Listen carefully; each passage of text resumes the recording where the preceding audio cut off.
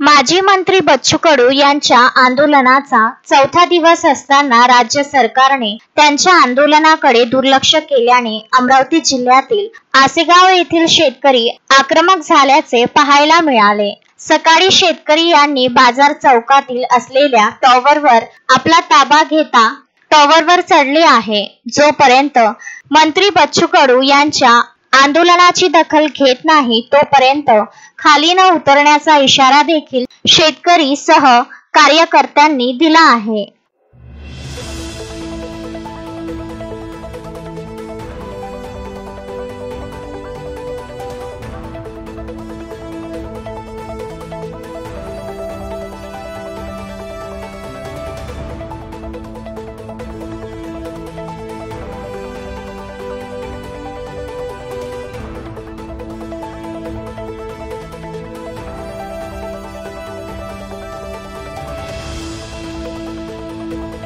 Badal Thackeray, Vidarbha news, Chandur बाजार।